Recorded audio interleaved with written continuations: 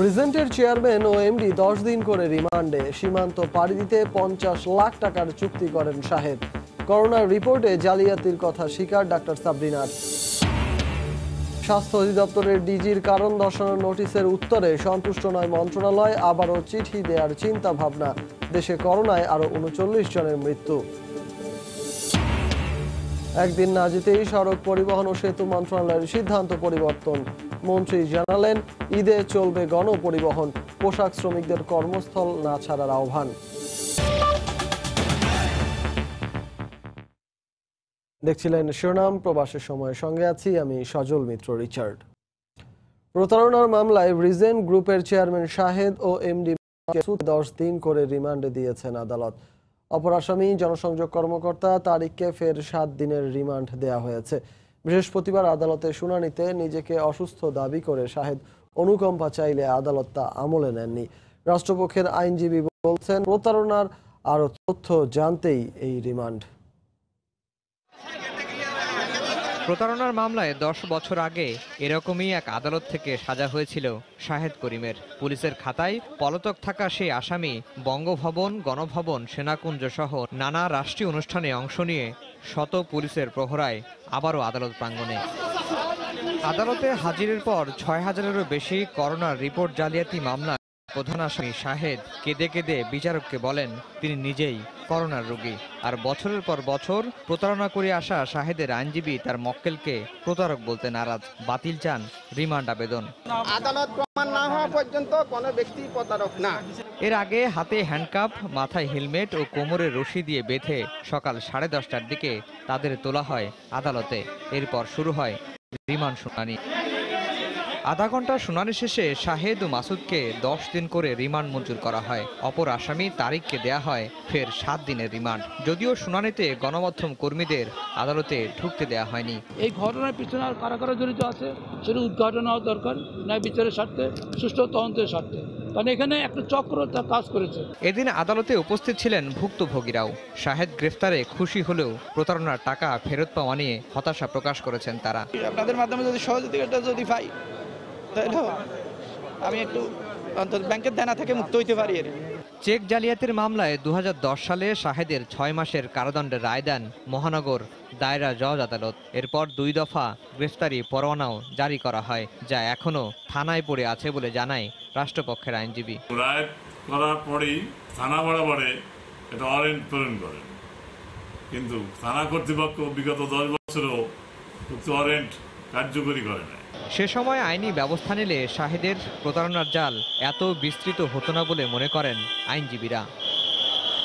আফজাল হোসেন, সময় সংবাদ, ঢাকা। এদিকে গ্রেফতার এড়াতেও প্রতারণার নানা কৌশল অবলম্বন করেছিলেন রিজেন্ট হাসপাতালের মালিক শাহেদ করিম। র্যাব জানায়, পাশের দেশে পালানোর জন্য স্থানীয় দালালের সঙ্গে 50 লাখ টাকার চুক্তিও করেছিলেন তিনি। শাহরিয়ার জামান দ্বীপের রিপোর্ট। বুধবার রিজেন্ট গ্রুপের চেয়ারম্যান শাহেদ করিমকে গ্রেফতারের পর জিজ্ঞাসাবাদে বেরিয়ে আসছে তার অপকর্মের নিত্য নতুন তথ্য। র্যাব জানায়, রাজধানীর উত্তরার অফিস থেকে উদ্ধার হওয়া নকল টাকা আর পাওনাদারদের দিত এই প্রতারক। তারা যার নিকট এই ধরনের টাকা পেত তাদেরকে সে এই নকল টাকা বা জাল টাকা দিয়ে তাদেরকে সে ঋণটা পরিশোধ করত। পরবর্তী সময় জাল টাকা বা নকল টাকা পরিশোধের প্রেক্ষিতে ধরা পড়লে তখন তাকে জিজ্ঞেস করা হলে সে বলতো আপনার মামলায় যান। গ্রেফতার এড়াতে 50 লাখ টাকায় অন্য দেশে পার করে দেওয়ার চুক্তি হয় স্থানীয় দালাল ফেরদৌসের সঙ্গে। সাতক্ষীরার স্থানীয় ঘের ব্যবসায়ী যিনি আছেন ফেরদৌস, তার সাথে 50 লাখ টাকা বিনিময়ে একটি আনুষ্ঠানিক চুক্তি হয়েছে। চুক্তি অনুযায়ী সে একটা এসি রুমে শাহেদকে বিগত 4 দিন রেখেছিল। গ্রেফতার হওয়া থেকে গোয়েন্দা পুলিশের কাছে হস্তান্তরের আগ পর্যন্ত র্যাবের জিজ্ঞাসাবাদে পুরো সময় দম্ভ দেখিয়েছেন শাহেদ। প্রাথমিক জিজ্ঞাসাবাদ তাতে আমাদের মনে হয়েছে শাহেদের বিন্দুমাত্র দম্ভক্তি কমেনি। উনি যে একজন অহংকারী, নিজের বড়ত্ব জাহির করার জন্য উনি কোনোভাবেই নমনীয়তা দেখাননি। সকল বিষয়ে উনি নিজেকে নির্দোষ বলে দাবি করেছেন এবং উনি দাবি করেছেন এটি তার বিরুদ্ধে একটি ষড়যন্ত্রের একটি অংশ। পুলিশ বলছে, প্রাথমিক জিজ্ঞাসাবাদে করোনা পরীক্ষায় ভুয়া সার্টিফিকেট দেওয়ার কথা স্বীকার করেছে শাহেদ। স্বীকার করেছে যে সে এই সমস্ত বিষয়ে সে অবৈধভাবে অর্থ উপার্জনের জন্য সে সেটা করেছে। তো আমরা তার স্বীকারোক্তির পরেও আমরা ডকুমেন্ট এটা প্রমাণ করব। এদিকে বুধবার শাহেদের গোপন আস্তানা থেকে জাল টাকা উদ্ধারের ঘটনায় মামলা করেছে র্যাব। শাহরিয়ার জামান দ্বীপ, সময় সংবাদ, ঢাকা। শাহেদের অন্যতম সহযোগী প্রতিষ্ঠানের এমডি মাসুদ পারভেজ গ্রেফতারের পর মুখ খুলতে শুরু করেছেন এলাকাবাসী। তার বিরুদ্ধে চেক জালিয়াতি, শেয়ার ব্যবসার কথা বলে কৌশলে মোটা অঙ্কের অর্থ হাতিয়ে নেওয়া সহ নানা অভিযোগ ভুক্তভোগীদের। আর মাসুদের বাবা বলছেন, ছেলের বিরুদ্ধে করা অভিযোগ সত্য হলে বিচার চান তিনিও। গাজীপুর থেকে রাজিবুল হাসানের রিপোর্টে বিস্তারিত।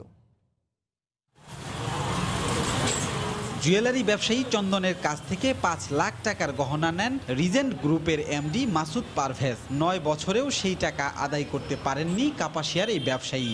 যে চেক দিয়ে স্বর্ণালংকারগুলো নেওয়া হয়, পরবর্তীতে ব্যাংকে গিয়ে সেই নামে কোনো অ্যাকাউন্টই খুঁজে পাওয়া যায়নি। স্বর্ণগুলি নেওয়ার সময় সে বললো যে দাদা কাকা আজকে আমাকে চাপ দিয়েন না, আমার এখানে অনেক গেস্ট আসতেছে, অনেকগুলি সচিব আসতেছে, অনেক নেতারা আসতেছে, আজকে আমার ইজ্জত রক্ষা করেন, আমি প্রয়োজনে চেক দিয়ে যাচ্ছি।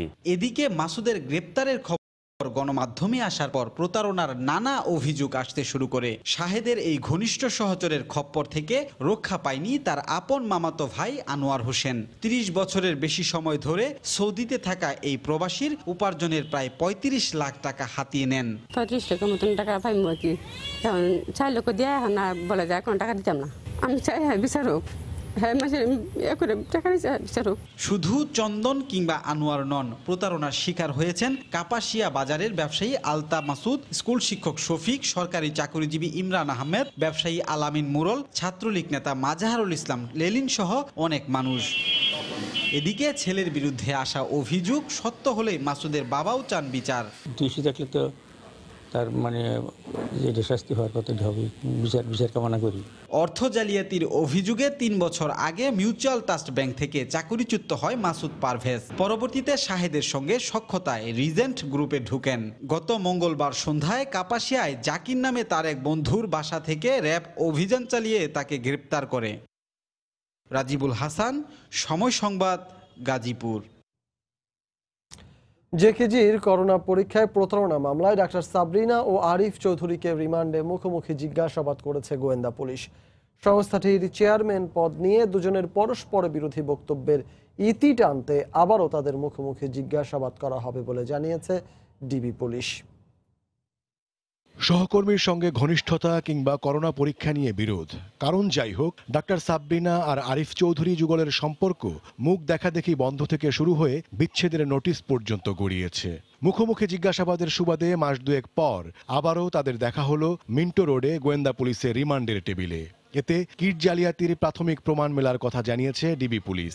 তবে জেকেজির চেয়ারম্যান যে ডাক্তার সাবরিনাই তা প্রতিষ্ঠিত করতে প্রয়োজনীয় দলিল সহ দুজনকে মুখোমুখি জিজ্ঞাসাবাদ করা হবে আবারও। দুজনকে মুখোমুখি করব এবং আমরা তাদের কাগজপত্র যাচাই করব এবং সে যে কে চেয়ারম্যান, কে এমডি, কার কি রোল, কে প্রতারণা করেছে, কার কি ভূমিকা, সবগুলো বিষয় আমরা তদন্ত করে পার্টিকুলারলি যার যার অপরাধ তার সেই শাস্তি ভোগ করতে হবে। এদিকে তেজগাঁও জোনের উপ পুলিশ কমিশনার জানিয়েছেন, সরকারি কর্মকর্তা হওয়ায় এবং অকাট্য প্রমাণ জোগাড় করতে গিয়েই ডাক্তার সাবরিনাকে গ্রেফতার করতে দেরি হয়েছে। এখানে বলছে সে কনভেনার, তার মেসেজে আবার কোথাও বলছে চেয়ারম্যান।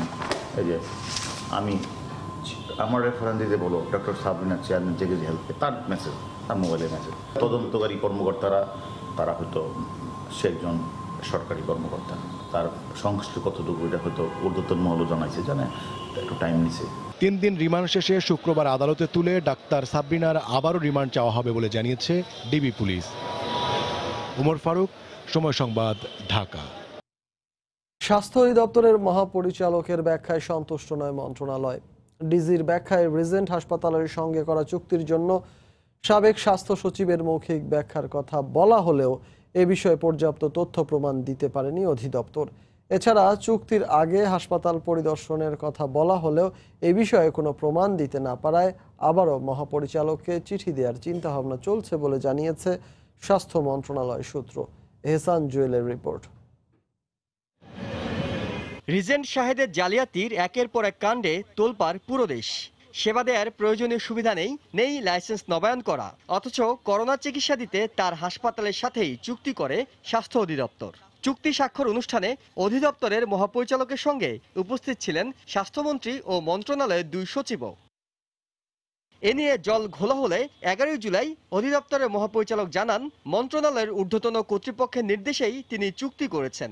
12 জুলাই এ নিয়ে তার কাছে ব্যাখ্যা চায় মন্ত্রণালয়। নোটিশের শেষ দিন 15 জুলাই মন্ত্রণালয়ের সশরীরে ব্যাখ্যা দিয়ে মহাপরিচালক জানান, তৎকালীন স্বাস্থ্য সচিব, বর্তমানে পরিকল্পনা কমিশনের সিনিয়র সচিব আসাদুল ইসলামের মৌখিক নির্দেশেই তিনি চুক্তি করেছেন। আমাদের ব্যাখ্যা আমরা দিয়েছি, আমি সচিব মহোদয়ের হাতে দিয়েছি। তাহলে মন্ত্রণালয় এটা এখন পরীক্ষা নিরীক্ষা করবেন, করার পরে মন্ত্রণালয়ের যে সিদ্ধান্ত সেটা দিবেন। তবে তার এই অভিযোগ অস্বীকার করেছেন আসাদুল ইসলাম। মহাপরিচালকের ব্যাখ্যায় সন্তুষ্ট নয় স্বাস্থ্য মন্ত্রণালয়ও। এই ব্যাখ্যার কয়েকটি বিষয়ে আপত্তি রয়েছে মন্ত্রণালয়ের। এক, শুধুমাত্র মৌখিক নির্দেশে চুক্তি করার সুযোগ রয়েছে কিনা। সাবেক সচিবের মৌখিক নির্দেশের পক্ষে প্রয়োজনীয় যেসব পদক্ষেপ পরবর্তীতে নেওয়া হয়েছে তার কাগজপত্র ব্যাখ্যার সাথে দেওয়া হয়নি।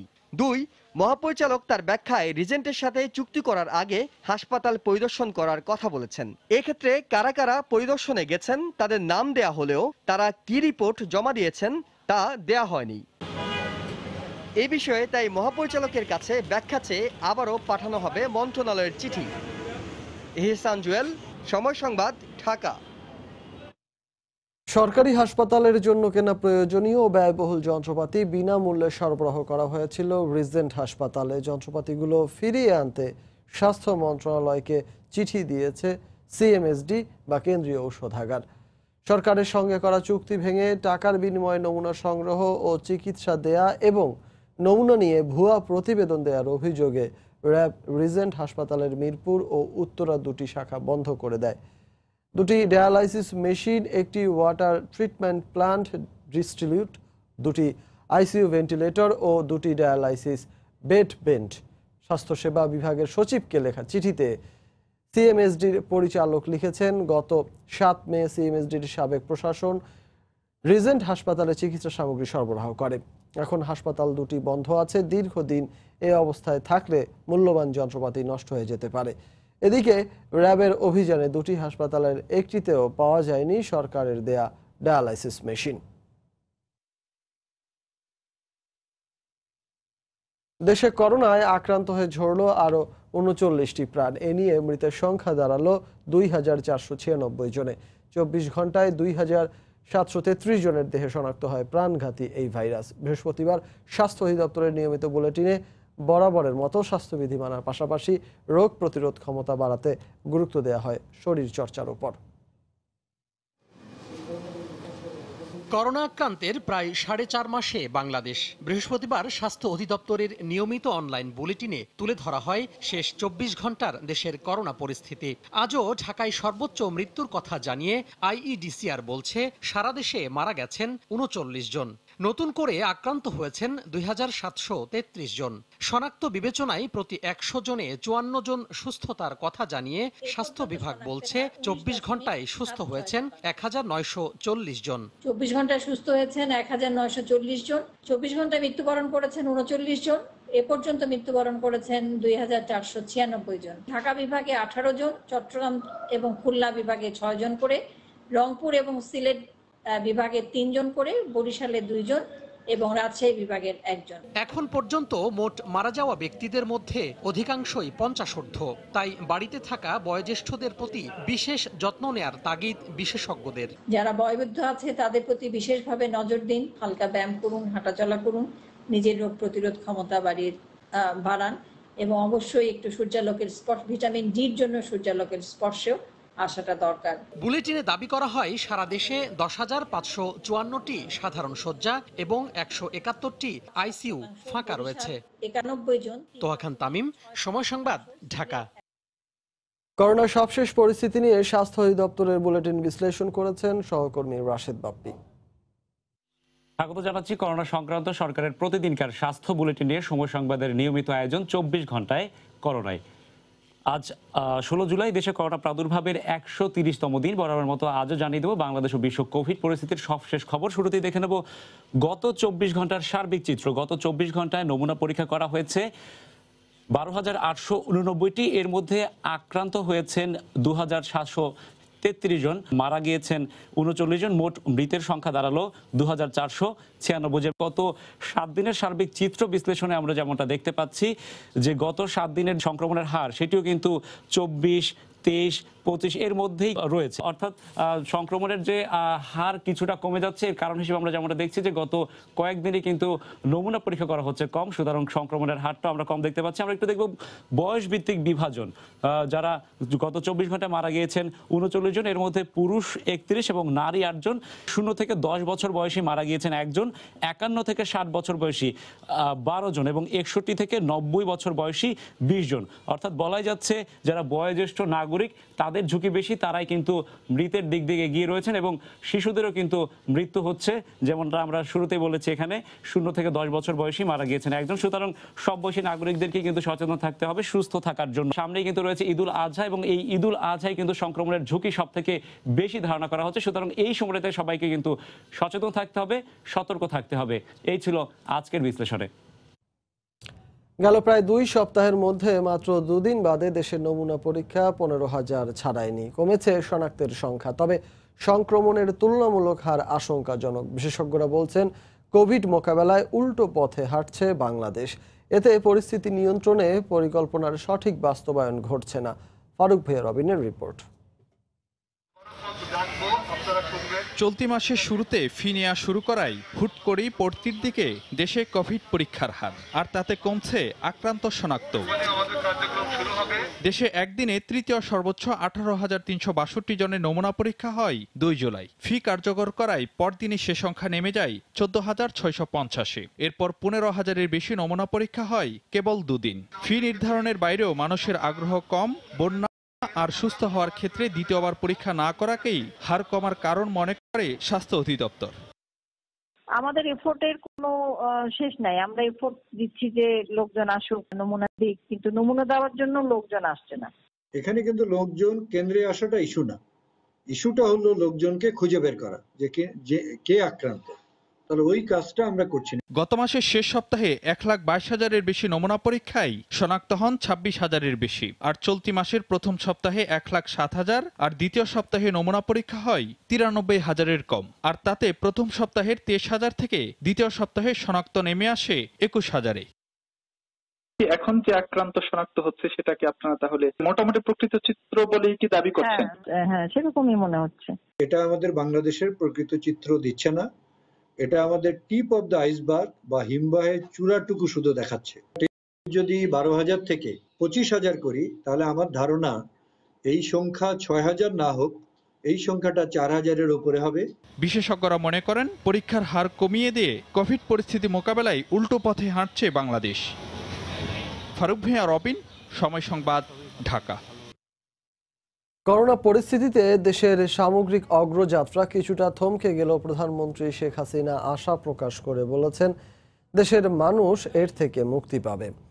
বৃহস্পতিবার সকালে গণভবনে জাতীয় বৃক্ষরোপণ অভিযান ও মুজিব বর্ষ উপলক্ষে দেশব্যাপী একযোগে 1 কোটি বৃক্ষরোপণের কর্মসূচি উদ্বোধন করে একথা বলেন তিনি। গণভবনে 3টি চারা রোপণ করে এই কর্মসূচি উদ্বোধন করেন প্রধানমন্ত্রী। এ সময় সেখানে ছিলেন বন ও পরিবেশ মন্ত্রী শাহাবুদ্দিন। জানা গেছে মুজিব জন্মশতবার্ষিকী উপলক্ষে এবছর দেশের 492টি উপজেলায় বৃক্ষরোপণ কার্যক্রম চলবে। আগামী 15 সেপ্টেম্বর পর্যন্ত দেশের প্রতিটি সংসদীয় আসনে 5,000 করে মোট 15 লাখ চারা রোপণ করা হবে। শেখ হাসিনা বলেন, দেশ বাঁচাতে সবাইকেই বৃক্ষরোপণ করতে হবে। যেখানে আপনার যতটুকু জায়গা আছে আপনি যা পারেন একটা গাছ লাগান, অথবা যারা শহরে থাকেন ছাদে বাগান করেন বা ব্যালকনিতে একটা টবে গাছ লাগান। যেভাবে হোক একটু গাছ লাগালে ভালোও লাগবে, মনটাও ভালো লাগবে, আর সেটা আপনার নিজের সচ্ছলতাও আসবে, আর নিজের হাতে লাগানো একটা গাছের একটা কাঁচামরিচ খেলেও কিন্তু ভালো লাগবে।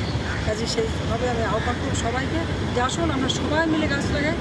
আমাদের দেশটা একটা বদ্বীপ, এই দেশটাকে আমরা রক্ষা করে যে কোনো অবস্থা মোকাবেলা করা, প্রতিকূল অবস্থা মোকাবেলা করে চলো, আর সব পথে থেকে দেশ ও জাতির কল্যাণ করে। যদিও করোনার কারণে হয়তো এই করোনা ভাইরাস আমাদের সকল অগ্রযাত্রা স্বাভাবিকভাবে থামিয়ে দিয়েছে, তবে আমি আশা করি যে জনগণের পাবে।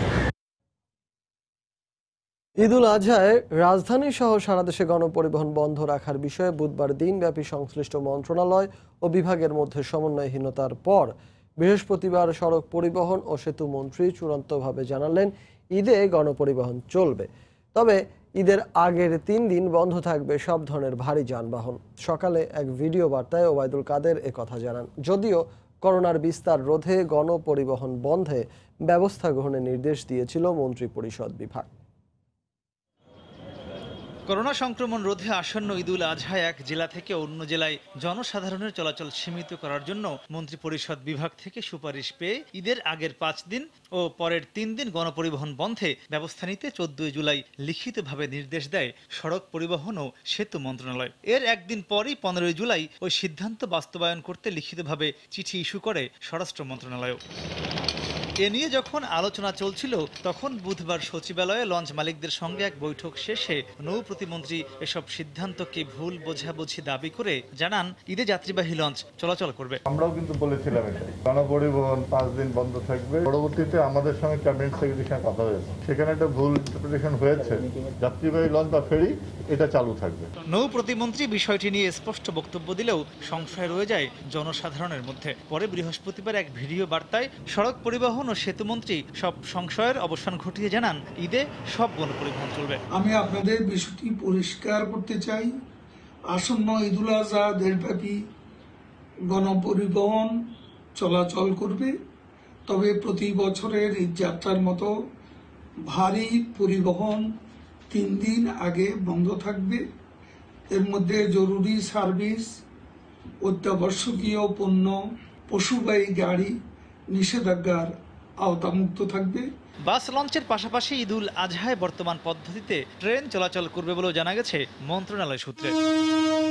মাহমুদ রাকিব, সময় সংবাদ, ঢাকা। আসন্ন ঈদুল আজহায় সরকারি ছুটির সঙ্গে মিল রেখেই পোশাক শ্রমিকদের ছুটি দেয়া হবে, তবে তাদেরকে কর্মস্থল ত্যাগ না করার আহ্বান জানিয়েছেন স্বরাষ্ট্রমন্ত্রী আসাদুজ্জামান খান কামাল।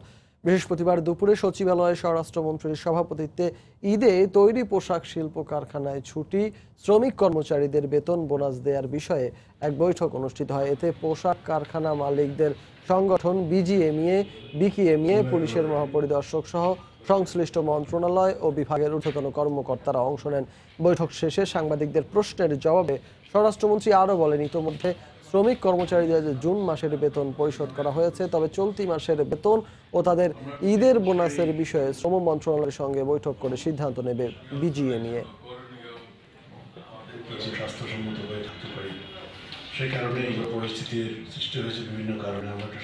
সরকারের যে ছুটি, সেই ছুটি অনুযায়ী আমাদের শিল্প প্রতিষ্ঠানগুলি ছুটি দিবেন এবং সেইটাই ফলো করবেন। আর বেতন ভাতা শ্রম মন্ত্রণালয় আরেকদিন তাদের সঙ্গে বসবেন, সেখানে বসে তারা কিভাবে দিবেন সেটা বেতনটা, জুলাই মাসের বেতনটা আর বোনাসটাও প্রচলিত নিয়ম অনুযায়ী যেভাবে ওনারা দিয়ে থাকেন সেটা দিয়ে দিবেন। করোনাকালে অনলাইন পশুর হাট চালুর সরকারি উদ্যোগকে স্বাগত জানালেও নিরাপত্তা নিয়ে শঙ্কিত খামারিরা। তারা বলছেন, সুনির্দিষ্ট তালিকা ছাড়া ঢালাওভাবে খামারি নিবন্ধনের সুযোগ দেয়ায় তৈরি হচ্ছে প্রতারণার ঝুঁকি। তবে আইসিটি সচিবের দাবি, নিবন্ধিতদের মোবাইল নম্বর, ঠিকানা সহ প্রয়োজনীয় তথ্য সংগ্রহ করা হচ্ছে, তাই অনিয়ম করে কেউ পার পাবে না। শুভ খানের রিপোর্ট। করোনাকালে কোরবানির পশু বিক্রির উদ্দেশ্যে এবারই প্রথম ডিজিটাল হাট চালু করেছে সরকার। ফুড ফর নেশন এই ওয়েবসাইটে চলছে খামারি নিবন্ধন কার্যক্রম। ওয়েবসাইটে গিয়ে দেখা গেল নাম, ইমেইল আইডি, মোবাইল নম্বর, অঞ্চল ও শহরের নাম উল্লেখ করে খামারি হিসেবে নিবন্ধন করতে পারছেন যে কেউ। খামারি মনে করেন এতে ভুয়া রেজিস্ট্রেশন করা সিম, ইমেইল আইডি দিয়ে এই প্ল্যাটফর্মে প্রবেশ করতে পারেন অসাধু ব্যক্তিরা। অনলাইনে প্রতারণার নানা উদাহরণ দিয়ে তারা বলছেন, এক্ষেত্রে উপজেলা প্রাণী সম্পদ কর্মকর্তাদের সহযোগিতায় তালিকা করে শুধুমাত্র তাদেরই সুযোগ দেওয়া যেত। অনলাইনে বিক্রি করে তাদের কোনো নিজস্ব গরু নাই, তারা কিন্তু বিভিন্ন খামার বা গ্রাম থেকে গরুরা তারা একটা কালেক্ট করে তারা ফেসবুকে দিচ্ছে। দেখা যায় আমরা ওই গরুটা খামার থেকে বিক্রি করে ফেলাইলাম, সে অনলাইনে বিক্রি করলো, তখন কিন্তু ওই ক্রেতার একটা সমস্যার সম্মুখীন হবে। কারণ কারো যদি গরু না থাকে, সে ওইভাবে নিবন্ধন করে তো সে ওটা ফল্ট করবে। যে প্ল্যাটফর্মটা তৈরি হচ্ছে সেটার মধ্যে স্ট্রংলি সরকারের প্রয়োজন একটা প্রপার মনিটরিং সিস্টেম তৈরি করা, যাতে করে ক্রেতারাও এটার মধ্যে কোনো ভুক্তভোগী না হয় এবং আমরা বিক্রেতাও যারা আছি, খামারি যারা আছি, তারা যেন সঠিকভাবে আমরা গরুগুলো বিক্রি করতে পারি। তবে তথ্য ও যোগাযোগ প্রযুক্তি সচিবের দাবি, নিবন্ধিতরা যাচাই বাছাই করা বিক্রেতা কিংবা খামারি। প্রান্তিক লেভেলে যারা পশু সম্পদ কর্মকর্তা আছেন, যারা এই কাজগুলো করেছেন, তাদের মাধ্যমে কিন্তু এগুলো হচ্ছে। সুতরাং এখানে কোনো গ্যাপ থাকবে না। মধ্যস্বত্ব গরুর বাজারে থাকে যারা, তাদের ইন্টারফারেন্স খুব বেশি আমি মনে করি না থাকবে। আস্তে আস্তে আমি মনে করি কমে আসবে এবারের অনলাইন মার্কেটের সুবাদে। করোনাকালে পশুর হাটে স্বাস্থ্য ঝুঁকি থাকায় সরকারের ডিজিটাল পশুর হাটে কোরবানিযোগ্য পশুর অন্তত 30% বিক্রির আশা করছে তথ্য ও যোগাযোগ প্রযুক্তি বিভাগ। শুভ খান, সময় সংবাদ, ঢাকা। 2020-21 অর্থ বছরে প্রায় 20% প্রবৃদ্ধি ধরে রপ্তানি লক্ষ্যমাত্রা নির্ধারণ করা হয়েছে $4,800 কোটি। গেল অর্থ বছরে পূর্বের অর্থ বছরের চেয়ে রপ্তানি আয় কমেছে প্রায় $700 কোটি। বৃহস্পতিবার দুপুরে বাণিজ্য মন্ত্রণালয় আয়োজিত ভার্চুয়াল সভায় এ লক্ষ্যমাত্রা তুলে ধরেন বাণিজ্যমন্ত্রী টিপু মুনশি। বিশ্ববাজারের চাহিদার আলোকে পণ্য বহুমুখীকরণ এবং সরকারি ও বেসরকারি খাতের সম্মিলিত প্রচেষ্টায় লক্ষ্যমাত্রার চেয়ে অতিরিক্ত রপ্তানি আয় সম্ভব বলে মনে করেন প্রধানমন্ত্রীর উপদেষ্টা সালমান এফ রহমান। বৈশ্বিক মহামারী করোনায় বিপর্যস্ত বিশ্ব অর্থনীতির চাকা, বাদ যায়নি বাংলাদেশও। বাণিজ্য মন্ত্রণালয়ের তথ্য বিশ্লেষণ করলে দেখা যায়, গেল অর্থবছরে তার আগের অর্থবছরের তুলনায় $7 বিলিয়ন কমে রপ্তানি আয় দাঁড়িয়েছে $40 বিলিয়ন। প্রধান রপ্তানি খাত পোশাক খাতেই 4 মাসে কমেছে $4.33 বিলিয়ন। মোট পণ্য রপ্তানিতে এপ্রিলেই রপ্তানি আয় কমেছে সর্বোচ্চ 82.85% পর্যন্ত। সাম্প্রতিক পরিস্থিতি বিবেচনায় বৃহস্পতিবার দুপুরে নতুন অর্থ বছরের জন্য রপ্তানি লক্ষ্যমাত্রা নির্ধারণ করেছেন বাণিজ্যমন্ত্রী। প্রায় 20% প্রবৃদ্ধি ধরে লক্ষ্যমাত্রা নির্ধারণ করা হয় $48 বিলিয়ন। $8 বিলিয়ন যেটা আমরা বেশি ধরেছি, যেটা 6 বিলিয়নই আরএনজি সেক্টর থেকে, এবং সেটা অ্যাচিভ করা সম্ভব। এ সময় রপ্তানি লক্ষ্যমাত্রা পূরণে পোশাক খাতে 10%, আইটি খাতে 20% প্রণোদনার দাবি জানান ব্যবসায়ীরা। কোথাও প্রণোদনার নামে কি আমরা করছি কিনা সেটাও আমি অনুরোধ করব বাণিজ্য মন্ত্রণালয়কে, অর্থ মন্ত্রণালয়কে খতিয়ে দেখার জন্য। লক্ষ্যমাত্রা বাস্তবায়নে প্রয়োজনে ক্ষুদ্র ও মাঝারি উদ্যোক্তাদের পাশাপাশি পোশাক খাতের প্রতিষ্ঠিত ব্যবসায়ীদের সহায়তার আশ্বাস দেন প্রধানমন্ত্রীর বেসরকারি বিনিয়োগ ও শিল্প উপদেষ্টা সালমান এফ রহমান। 30,000 থেকে যেহেতু 8,000 খরচ হয়েছে, আপনার ওখানে এখনো টাকা আছে, ওখান থেকে আপনারা আমার মনে আগামী 3 মাসেরও স্যালারি নেওয়া যেতে পারবে। গেল অর্থ বছরের তুলনায় এবছর রপ্তানি লক্ষ্যমাত্রা কমানো হয়েছে $6 বিলিয়ন।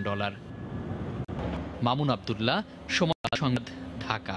স্বাস্থ্যবিধি না মেনেই মানববন্ধন করেছে বিএনপি। সরকারের বিরুদ্ধে নানা অব্যবস্থাপনার অভিযোগ তুলে এ মানববন্ধন করে দলটি। বৃহস্পতিবার সকাল 10:30টায় ঢাকা মহানগর বিএনপি এ মানববন্ধনের আয়োজন করে। করোনা পরীক্ষার ভুয়া রিপোর্ট বিক্রি, স্বাস্থ্য খাতের দুর্নীতি, অর্থ ও মানব পাচার সহ নানা অনিয়মের প্রতিবাদে এ মানববন্ধন করা হয়। করোনার মধ্যে আয়োজিত মানববন্ধনে মানা হয়নি শারীরিক দূরত্ব। গায়ে গায়ে লেগে মানববন্ধনে অংশ নেন বিএনপির কয়েকশো নেতাকর্মী। তবে বিএনপি নেতাদের দাবি, স্বাস্থ্যবিধি মেনেই মানববন্ধন করা হয়েছে। মানববন্ধনে বিএনপির সিনিয়র যুগ্ম মহাসচিব রুহুল কবির রিজভী বলেন, জবাবদিহিতা না থাকার কারণে বাংলাদেশে পাপুল, শাহেদ ও সাবরিনাদের উত্থান হচ্ছে। সবাই ছাত্রদল, যুবদল, মহিলা দল সহ্য করবে না। বিশ্বজুড়ে করোনা মহামারীর কারণে সৌদি সরকার এবছর সীমিত আকারে পবিত্র হজ আয়োজনের সিদ্ধান্ত নেয়ায় বিপাকে পড়তে যাচ্ছেন দেশটিতে বসবাসরত বাংলাদেশি ব্যবসায়ীরা। এবছর অন্যান্য দেশ থেকে কোনো হজযাত্রী সৌদি আরবে না আসায় ক্ষতির মুখে প্রায় বন্ধের পথে প্রবাসী বাংলাদেশিদের প্রতিষ্ঠিত হোটেল ও রেডিমেড গার্মেন্টস ব্যবসা। জেদ্দা থেকে বিস্তারিত আল মামুন শিপনের রিপোর্টে। প্রতি বছর বিভিন্ন দেশ থেকে প্রায় 25 লাখ ধর্মপ্রাণ মুসলমান পবিত্র হজ পালন করতে আসেন সৌদি আরবে। বাংলাদেশ থেকেও এবছর হজ পালন করতে আসার কথা ছিল প্রায় 1,37,000 হজযাত্রীর, কিন্তু বৈশ্বিক মহামারীর কারণে এবছর সৌদি সরকারের সীমিত আকারে হজ আয়োজনের সিদ্ধান্তে হজ পালনের সুযোগ মিলছে না অন্যান্য দেশের হাজিদের। এতে করে পথে বসার উপক্রম তৈরি হয়েছে করোনার কারণে ক্ষতির সম্মুখীন Mecca Medina oh জেদ্দার Bangladeshi hotel ও রেডিমেড গার্মেন্টস ব্যবসায়ীদের। আমাদের ব্যবসার 1/3 কাজ হজের টাইমে হয়। এবছর মহামারী করোনার কারণে ব্যবসা আসলে একদম নেই বললেই চলে। আমাদের নতুন কোনো অর্ডার এই হজের এবার আমরা পাচ্ছি না, এই জন্য আমরা আমাদের দোকান ভাড়া এবং কর্মচারীদের বেতন আমরা কিভাবে দিব এই নিয়ে আমরা হিমশিম খাচ্ছি। মধ্যপ্রাচ্য সহ বিশ্বের বিভিন্ন দেশে বিশেষ করে সৌদি আরবে ব্যাপক চাহিদা রয়েছে বাংলাদেশি রেডিমেড গার্মেন্টস পণ্যর। মূলত সৌদি আরবের এই খাতটি থেকে আসে রেমিটেন্সের সিংহভাগ। সীমিত আকারে হজের কারণে এবার রেমিটেন্সের পরিমাণও কমে যাবে বলে আশঙ্কা প্রবাসীদের। আমাদের প্রবাসী দিয়া বাংলাদেশের পরে 25% উন্নয়ন হয়। এখন যদি আমরা প্রবাসীরা যদি প্রবাস থেকে যদি রেমিটেন্স পাঠাতে না পারি তাহলে আমাদের বাংলাদেশের মনে অর্থনীতি আমাদের দুর্বল হয়ে যাব। চাঁদ দেখা সাপেক্ষে আগামী 30 কিংবা 31শে জুলাই অর্থাৎ 9 জিলহজ পবিত্র হজ অনুষ্ঠিত হওয়ার কথা রয়েছে। সৌদি সরকারের সিদ্ধান্ত অনুযায়ী স্বাস্থ্যবিধি মেনে এবারের হজে অংশ নিতে পারবেন কেবল দেশটিতে বসবাসরত বিভিন্ন দেশের অন্তত 10,000 হাজি। আলমামুন শিপন, সময় সংবাদ, জেদ্দা, সৌদি আরব। দীর্ঘ 4 মাস বন্ধ থাকার পর কুয়েতে শুক্রবার থেকে মুসল্লিদের জন্য স্বাস্থ্যবিধি মেনে জুমার নামাজের জন্য মসজিদগুলো খুলে দেওয়া হচ্ছে। করোনা সংক্রমণ রোধে নিজস্ব জায়নামাজ ব্যবহারের নির্দেশনা দেওয়া হয়েছে। সরকারের এই সিদ্ধান্তকে স্বাগত জানিয়েছেন প্রবাসীরা। বিস্তারিত জানাচ্ছেন কুয়েত প্রতিনিধি শরীফ মিজান। কুয়েতে আগামী শুক্রবার জুম্মা নামাজ আদায়ের লক্ষ্যে জোর প্রস্তুতি চলছে। করোনা ভাইরাস সংক্রমণ রোধে গত 4 মাস যাবৎ বন্ধ হওয়া মসজিদ সমূহে জুম্মার নামাজ আদায়ের প্রস্তুতি শুরু করেছে কুয়েতের ধর্ম মন্ত্রণালয় ও বিভিন্ন সামাজিক সংস্থা।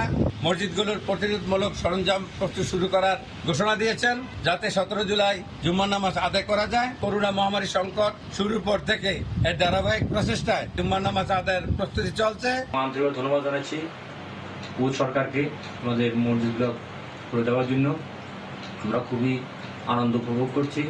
আলহামদুলিল্লাহ আমরা এবার মসজিদে জামাতে নামাজ পড়তে পারবো। এদেশের স্বাস্থ্যবিধি মেনে আইন কানুন মেনে আমরা যাতে জুমার নামাজ আদায় করতে পারি। বোর্ডের চেয়ারম্যান খালেদ আল হোসেনি বলেন, সমিতি নাগরিক ও বাসিন্দাদের নিরাপত্তা রক্ষার লক্ষ্যে এন্ডোমেন্টস মন্ত্রণালয়ের অনুসরণ ও প্রতিরোধমূলক প্রক্রিয়া বাস্তবায়নে 1 লাখ প্লাস্টিকের কার্পেট বিতরণ করবে। আল হোসেনি আরো জানান, এদিক দিয়ে সমিতির পক্ষ থেকে সুষ্ঠু পরিবেশ ফিরিয়ে আনতে এবং ইবাদত আদায়কারীদের স্বাস্থ্যকর পরিবেশ ফিরিয়ে আনতে স্বাস্থ্য মন্ত্রণালয় কাজ করছে। তিনি সকল মুসল্লিদের প্রয়োজনীয় নির্দেশনা স্বাস্থ্যবিধি মেনে ও সামাজিক দূরত্ব বজায় রেখে মাস্ক, গ্লাভস, স্যানিটাইজার ব্যবহারের উপর গুরুত্ব আরোপ করেন।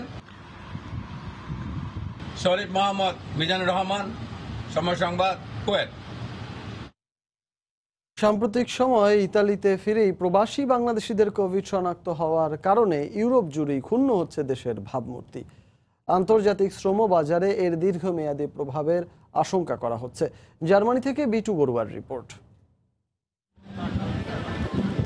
করোনা মহামারী মোকাবেলা করে ঘুরে দাঁড়ানোর চেষ্টা করছে ইউরোপ। কয়েক মাসের বিরতি শেষে প্রবাসীরাও কাজে ফেরার অপেক্ষায়। এমন সময়ে প্রবাসী বাংলাদেশিদের ভুয়া কোভিড সনদ দিয়ে ইতালি ফেরার খবর সাড়া ফেলেছে ইউরোপ জুড়ে। এতে বিব্রত জার্মানি সহ ইউরোপে বসবাসরত প্রবাসী বাংলাদেশিরা। আসলে এই যে ইতালিতে যে প্রবাসী বাঙালিরা, ইউরোপের প্রবাসী বাঙালিরা আসছে এরকম ভুয়া করোনা সার্টিফিকেট নিয়ে, এটা আমাদের পুরো ইউরোপের প্রবাসী বাঙালিদের জন্য একটা লজ্জাজনক ব্যাপার।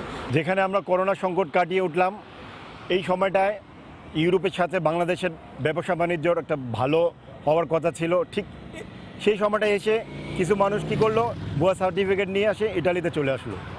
তো আমাদের কি হবে? কারণ বাংলাদেশরা আমরা চাই ভালো কিছু দিতে, রিপ্রেজেন্ট করতে। এ ধরনের ঘটনা ঠেকানো না গেলে আন্তর্জাতিক বাজারে বাংলাদেশের সম্মানহানি ও বহুকাঙ্ক্ষিত নিরাপদ অভিবাসন ব্যাহত হতে পারে বলে মনে করছেন বিশেষজ্ঞরা। এই ঘটনায় একদিকে যেমন বাংলাদেশের ভাবমূর্তি ক্ষুণ্ণ হয়েছে, অন্যদিকে তেমনি আমরা যে সবসময় বলে চলেছি সেফ মাইগ্রেশন বা নিরাপদ অভিবাসন, তা ব্যাহত হতে বাধ্য। এই ঘটনার কারণে কেবল ইউরোপ কেন, গোটা বিশ্বে বাংলাদেশের বিশ্বাসযোগ্যতার ক্ষেত্রে প্রশ্ন তুলবে এবং আগামীতে বাংলাদেশ থেকে নতুন করে অভিবাসী নেওয়ার ক্ষেত্রেও সমস্যার সৃষ্টি হতে পারে। এ ধরনের দুর্নীতিতে জড়িত সকলকে আইনের আওতায় আনার জোর দাবি প্রবাসীদের। বিশেষজ্ঞরা মনে করছেন, করোনা সার্টিফিকেট জালিয়াতির মাধ্যমে বিশ্বের দরবারে বাংলাদেশের ভাবমূর্তি শুধু ক্ষুণ্ণ হয়নি, ভবিষ্যতে আন্তর্জাতিক সম্পর্ক স্থাপনের ক্ষেত্রে বাংলাদেশকে পড়তে হতে পারে নানা রকম চ্যালেঞ্জের মুখে। জার্মানির বার্লিন থেকে পিটু বড়ুয়া, সময় সংবাদ। যমুনার পানি বেড়ে জামালপুরে তলিয়ে গেছে দেওয়ানগঞ্জ রেল স্টেশন। জেলার 50টি ইউনিয়ন তলিয়ে বিচ্ছিন্ন হয়ে পড়েছে সড়ক যোগাযোগ। পানিবন্দী প্রায় 5 লাখ মানুষ। বানভাসীদের অভিযোগ, উঁচু ও টেকসই বাঁধ না থাকায় প্রতি বছরই বন্যায় তছনছ হয় তাদের সাজানো বাড়িঘর। জাহাঙ্গীর আলমের পাঠানো তথ্য ও ছবি নিয়ে রিপোর্ট। এই বাঁধটা যদি আমাদের সংস্কার করে দিত তাহলে আমরা আজকে বানভাসী বন্যায় আমরা ঢুকতে পারতাম না। প্রতি বছরই চোখের সামনে সাজানো ঘরবাড়ি গিলে খায় সর্বনাশা যমুনা। বানের জলের সঙ্গে সংগ্রাম করেই বাঁচতে হয় জামালপুরের নদী তীরবর্তী মানুষকে, অথচ তাদের দুর্ভোগ কমাতে নেই কার্যকর কোনো উদ্যোগ। বর্ষার সঙ্গে উজানের পানিতে বিধ্বংসী রূপ যমুনার, বইছে বিপদসীমা অতিক্রম করে। রাস্তা উপচে প্লাবিত গ্রামের পর গ্রাম, তলিয়ে 6টি উপজেলার হাজার হাজার ঘরবাড়ি। গত 1 মাস ধরে খাদ্য ও বিশুদ্ধ পানির সংকটে অবর্ণনীয় দুর্ভোগে বানভাসীরা। বাচ্চা, আম্মা, এদের নিয়ে আর কি থাকতে পারতেছি না। চলাফেরা খুব সমস্যা পড়ে গেছে, আমাদের হাট বাজার করা খুব কষ্ট। দেওয়ানগঞ্জ রেল স্টেশনের সর্বত্র থই থই করছে জল। এতে বন্ধ দেওয়ানগঞ্জ ইসলামপুর ট্রেন চলাচল। স্রোতের তোরে রাস্তাঘাট ভেঙে বিচ্ছিন্ন 8টি ইউনিয়নের সড়ক যোগাযোগ। বাড়ি ঘর ভেসে গেছে পানি দিয়া, আমরা এই মালগাড়ির ভিতরে আসে আছি। আমাদের খাওয়া দাওয়া মানে খুবই কষ্ট, তার মধ্যে আমরা কেউ মানে খোঁজ খবর নিতে আসে না। চলমান বন্যায় জেলার 50টি ইউনিয়নের প্রায় 5 লাখ মানুষ পানিবন্দী। সময় সংবাদ, জামালপুর। এদিকে নির্মাণের 7 মাসের মাথায় জোয়ারের পানিতে ধসে গেছে সিংড়া আত্রাই সড়কের কয়েকটি পয়েন্ট। এতে পানিবন্দী হয়ে পড়েছেন নাটোরের কয়েক হাজার মানুষ। এলজিইডির নির্বাহী প্রকৌশলীর অদূরদর্শিতা ও অবহেলার কারণেই সড়ক ধসে গেছে বলে দাবি স্থানীয় সংসদ সদস্য ও আইসিটি প্রতিমন্ত্রীর। ক্ষতিগ্রস্ত সড়ক দিয়ে লোকালয়ে ঢুকছে পানি। প্লাবিত বিস্তীর্ণ নাটোরের সিংড়ার জনপদ। গত কয়েকদিন ধরে বাড়ছে আত্রাই নদীর পানি। জোয়ারের তোরে বুধবারই ভেঙে যায় সিংড়া আত্রাই সড়কের কয়েকটি পয়েন্ট। সবচেয়ে বেশি ক্ষতিগ্রস্ত টেমুক নওগাঁ এলাকার সড়ক। এতে পানির নিচে 5 শতাধিক পরিবার। স্থানীয়দের দাবি, সড়ক নির্মাণের সময় বাঁধের উচ্চতা কমানো হয়। বিষয়টি কর্তৃপক্ষকে বারবার বলার পরও কোনো পদক্ষেপ নেয়নি এলজিইডি। রাস্তা যখন করে তখন আমরা বলেছিলাম যে আমাদের এই কাটানগুলো উঁচু করতে হবে, তারা কাটান উঁচু করলো না। বৃহস্পতিবার দুপুরে ক্ষতিগ্রস্ত এলাকা পরিদর্শনে যান স্থানীয় সংসদ সদস্য ও আইসিটি প্রতিমন্ত্রী জোনায়েদ আহমেদ পলক। এ সময় এলজিইডির নির্বাহী প্রকৌশলীর কাজে ক্ষোভ প্রকাশ করেন তিনি। এই রাস্তার একটু উচ্চতা কম হওয়ার কারণে এবং যথাযথ প্রোটেকশন ডিজাইন না থাকার ফলে আমাদের এই রাস্তাটি ভেঙে আজকে হাজার হাজার পরিবার বন্যায় কবলিত হয়ে গেছে। তবে অভিযুক্ত নির্বাহী প্রকৌশলীর দাবি, অদূরদর্শিতা নয়, পানির চাপের কারণেই সড়কের কয়েকটি অংশ ধসে গেছে। প্রেশারটা অনেক বেশি। আমরা যেখানে প্রোটেকশন করেছি আপনি দেখে থাকবেন সেখানে আসলে ভাঙেনি। ওখান থেকে প্রায় 1/2 কিলোমিটার আরেকটু দূরে যে এই রাস্তাটা ক্ষতিগ্রস্ত হয়েছে। যদি সত্যিকার অর্থে তাদের গাফিলতি থাকে সেক্ষেত্রে আমাদের যে নির্বাহী ব্যবস্থা আছে, আইনগত ব্যবস্থা আছে, আমরা সেটি ব্যবস্থা নিব। পানি উন্নয়ন বোর্ডের বন্যা নিয়ন্ত্রণ বাঁধের উপর গত বছরের ডিসেম্বরে সিংড়া আত্রাই সড়ক নির্মাণ করে এলজিইডি। সময় সংবাদ, নাটোর। এ পর্যায়ে শীর্ষ সংবাদ জানিয়ে দিচ্ছি আরেকবার। রিজেন্টের চেয়ারম্যান ও এমডি 10 দিন করে রিমান্ডে। সীমান্ত পাড়ি দিতে 50 লাখ টাকার চুক্তি করেন শাহেদ। করোনা রিপোর্টে জালিয়াতির কথা স্বীকার ডাক্তার সাবরিনার। স্বাস্থ্য অধিদপ্তরের ডিজির কারণ দর্শানোর নোটিশের উত্তরে সন্তুষ্ট নয় মন্ত্রণালয়। আবারও চিঠি দেওয়ার চিন্তাভাবনা। দেশে করোনায় আরও 39 জনের মৃত্যু। একদিন না যেতেই সড়ক পরিবহন ও সেতু মন্ত্রণালয়ের সিদ্ধান্ত পরিবর্তন। মন্ত্রী জানালেন ঈদে চলবে গণপরিবহন। পোশাক শ্রমিকদের কর্মস্থল না ছাড়ার আহ্বান। এই ছিল প্রবাসের সময়ে। যে কোনো খবর পেতে ভিজিট করুন সময়নিউজ.tv। আপনার মোবাইলের সময় সংবাদ দেখতে ও সব খবর পেতে ডাউনলোড করুন সময় অ্যাপ। এছাড়া এই মাত্র পাওয়া খবর আপনার মোবাইলে পেতে SMS করুন *BN লিখে পাঠিয়ে দিন 16242 নম্বরে। আর সঙ্গে থাকুন সময়।